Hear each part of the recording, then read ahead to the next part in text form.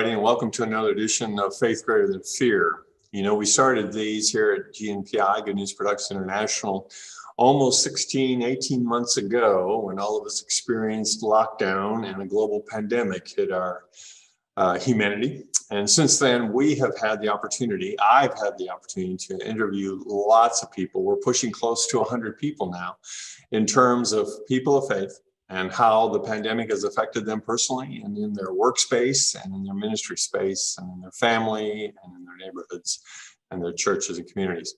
And today I've got a really great opportunity, and it is a deep, deep opportunity to have with me and none other than my dear friend, Shawn Tyler. Shawn, welcome. Oh, thank you. Thanks for having me.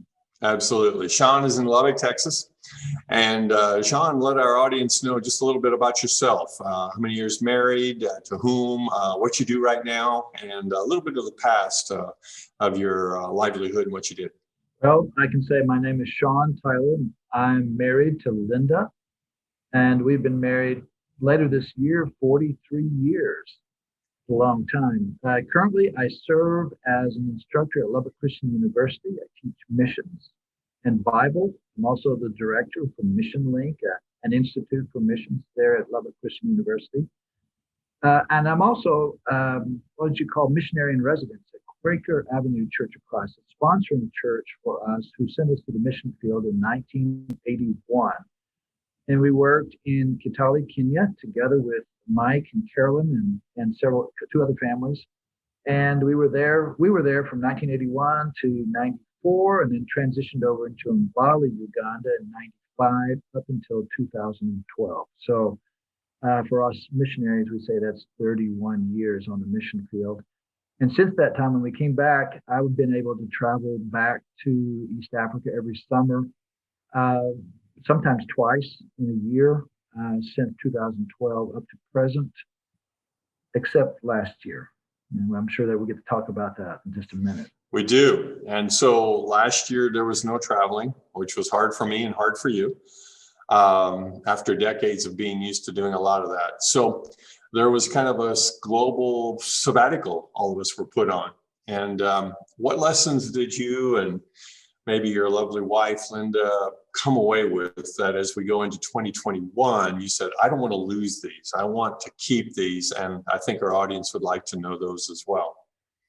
Where do I start? You talk about personal or just anything, anywhere? Well, let me start off with church. I thought there was an interesting thing. You know, we were going along like so many businesses in the country, you know, ones that weren't designed that have takeout or a drive-through struggled a lot, you know, because all of a sudden they were in a really hard place because of this COVID restrictions. We were a church. We have a great little church here, about 300. That's not a big church, but not a small church either. We're kind of in between. Great family size. But technologically, we could record the message, but we didn't have any internet capabilities or whatever. And then all of a sudden we had to shut down church, you know, as far as public worship services. Well, what do we do? We had no way of being able to contact all of our folks. And as a result, COVID forced us onto the internet. And so we spent some money. We put in some cameras, some new equipment to be able to put them online live, and then also record them and keep them a little bit later on. There was an interesting thing about that. We actually had more people watching our videos and our online services than actually went to church with us. And the interesting thing is we realized that we have a lot of older people in our church, and they travel to see grandchildren or something somewhere else. They make a lot of trips, but they still wanted to stay connected to us. And so the online services actually allowed people to stay and listen to the services and worship with us wherever they were. Now, wherever they were traveling. At the time, they weren't doing a lot of traveling, but later on, it's continued that way. And another thing that was interesting is that people who had been members at our church and had moved off because of a job or something, they tuned in as well. And so we actually had more people write in, or I would even get a text after I preached. I would get a text from somebody in Arkansas talking about some point that I'd made in my sermon, and I was shocked. I was shocked of the audience that we were able to reach. We would never have been able to reach this without COVID, but COVID forced us into thinking about other ways of being able to worship as a body. Uh, Not the best way, because face to face and being able to give hugs is better, but not having that really forced us into another area, and it opened up an opportunity for us to reach people that we hadn't thought about before. Another thing that happened for us at church is while we were in the process of that transition, we decided as elders, we have, even though it's 300, we have 14 elders, which is quite a few. And so we decided that we would just divide up the entire congregation into small groups, and each elder would covenant to call or contact everybody in their group once a week. And then we would get together on a Zoom call and discuss everything, pray for different people. That has been so successful that even now, after we've gone back and started public worship services, we are still doing our small group shepherding lists today. We found out some amazing stuff about some of the people in our church because we called them and talked to them on a regular basis. And just yesterday, I have an elderly lady. She's 93 years old, walks 2 miles a day. She called me on the phone and said, "Can you come over?" And so I went over and talked to her. She's in my small group. We had a great visit, and we were able to talk about some cool stuff. That was an unexpected blessing in that whole process. One of the things we were afraid of was a loss of money. A lot of places struggled with finances. COVID really hitting the financial sector. We were afraid people would lose jobs and that our budgets wouldn't be made. Something about Lubbock, though. Lubbock seems to be a little bit resistant to depression, or I mean, to economic depression. And in the year of COVID, we met our budget and we're in the black. We actually had money left over at the end of the year, and with kind of a windfall of it.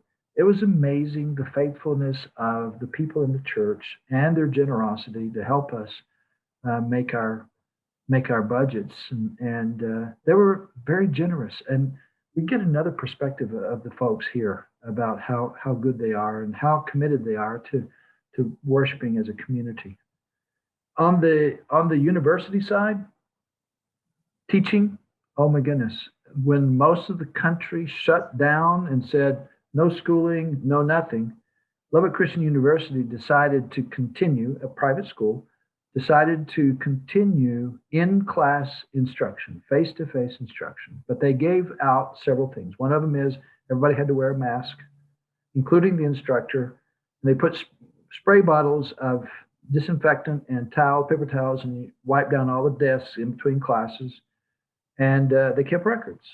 And they had protocols. If somebody tested positive, and then you'd have to do something like, okay, well, they got COVID, so they have to be out for 2 weeks. So you have to offer your classes online, either doing it synchronous, in other words, them phoning in at the same time you're teaching, or else asynchronous, where you pre-record something and they can watch it later.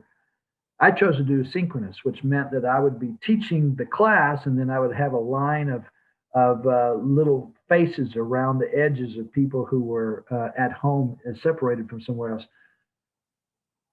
All of a sudden, we had to all scramble for how to do that. How do you do this type of technology in the class? How does that mess up class dynamics and discussion stuff and assignments? And it was probably the most stressful time in all of the time I've been teaching. A lot of teachers just were absolutely fatigued after the first semester. But you know what? We made it through. At LCU, we were able to show that not a single student contracted COVID-19 from a classroom experience. Any cases of COVID-19 was only done through sports or athletics. And that was the only time that it was transmitted between students, not in the classroom. Well, so by the time we get ready to do the spring semester this year, we were kind of already practiced with the whole thing about the technology and stuff. And we made some adaptations into our classes that made it a lot easier for us to take care of our work. We had fewer and fewer students fall out during the spring semester. In fact, I think I maybe had less than a half a dozen that were struggling with that. And so it went a lot easier for us. Anybody who taught during the pandemic deserves a medal because they worked hard. Everybody who had to work during the pandemic, whether it was somebody who is delivering, somebody who was taking care of what they called an essential service, these people deserve credit for what they did. I think what we found out is that we are flexible enough that we can jump in and provide training in different ways. It forced us to think outside our boxes, outside our ruts. And as a result, one of the things I think was interesting is we normally have chapel services. We do Monday, Tuesday, Thursday, Friday at LCU. Well, with COVID, we couldn't put everybody in the auditorium.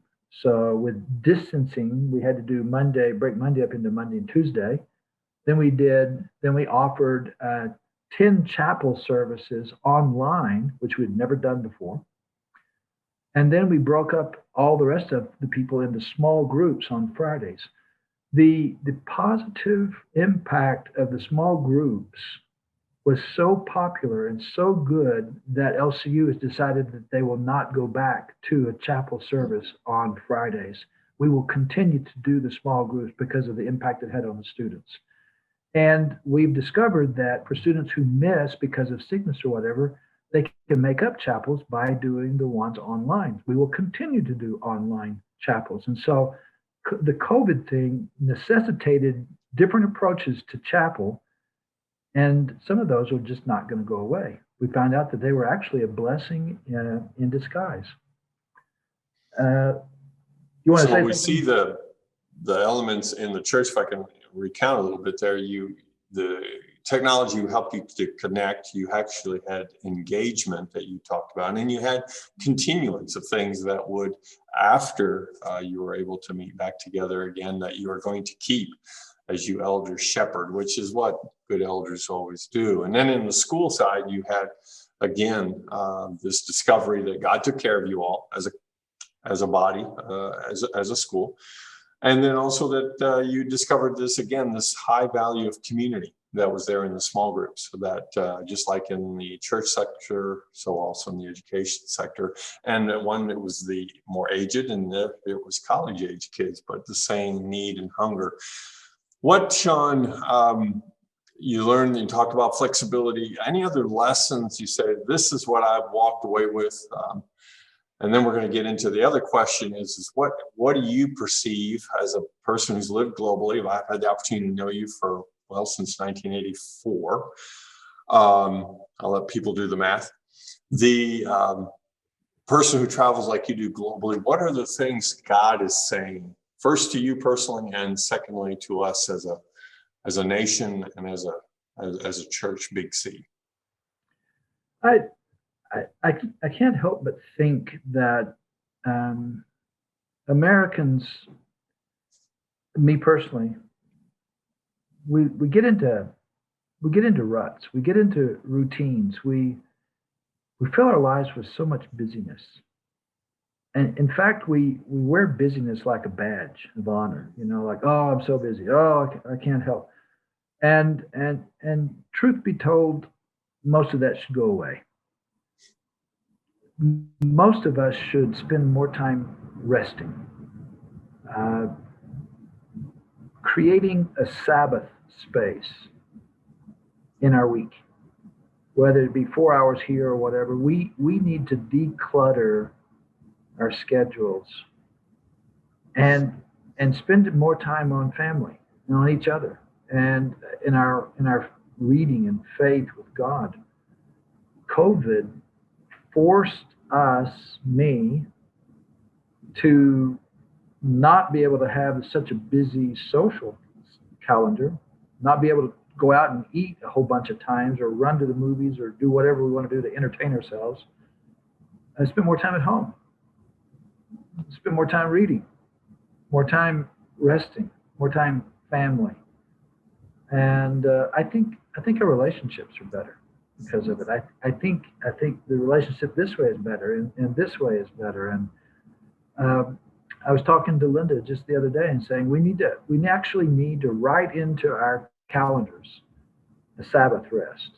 You know, put it in there in different places and just carve out and say this is non-negotiable time when we're not doing anything.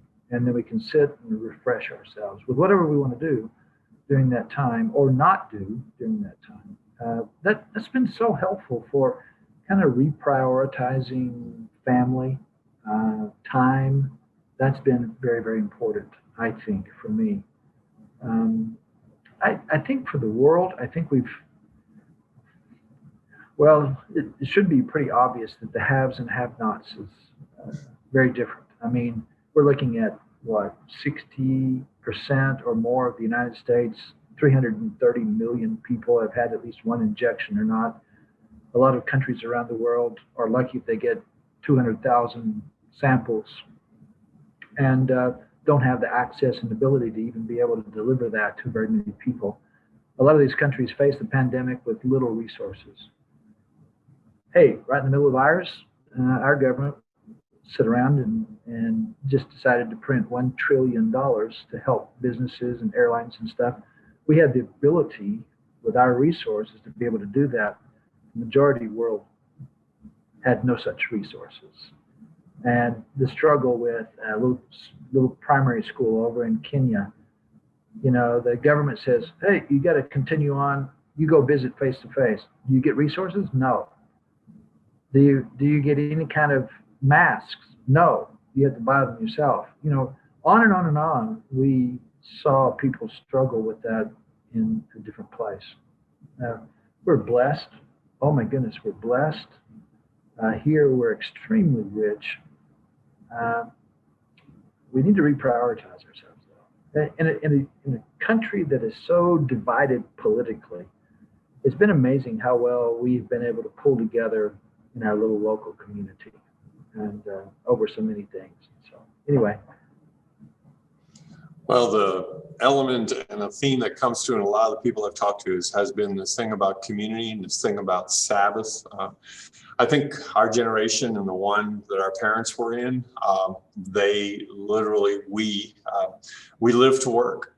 And generations below us, our children and their children's children are working just to live.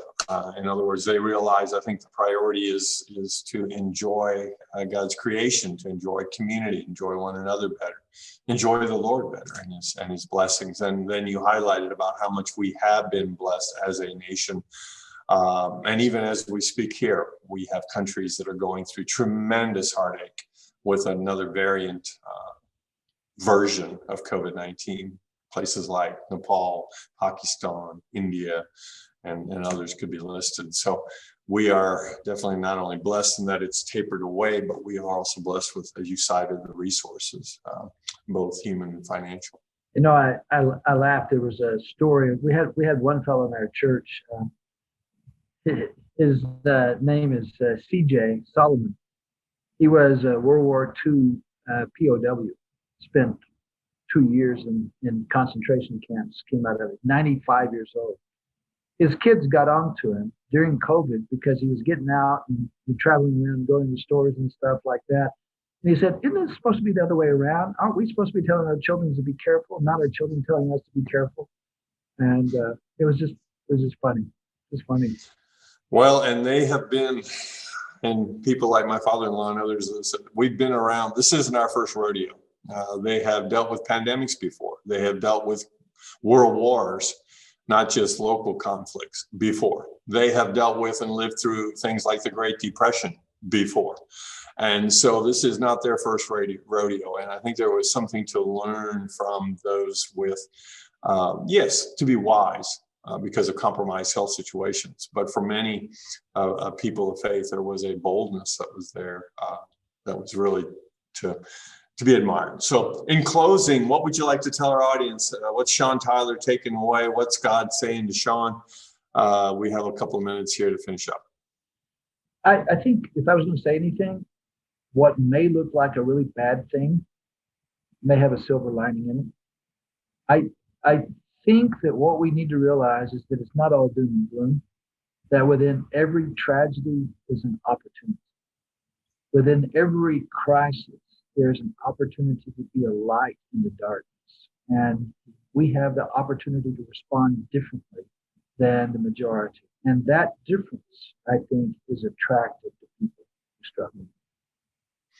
Good words from a good friend, Shawn Tyler. Shawn, thank you from Lubbock, Texas. And thanks to all of you for listening to this other episode of Faith Greater Than Fear, where we have the opportunity to talk to people of faith about how God has continued to sustain their faith and a context of what is a lot of fear a lot of times. So if this has been a blessing to you, then it could probably be a blessing to others as well. So share it on your social media channels. I know we're going to do that. Shawn is as well.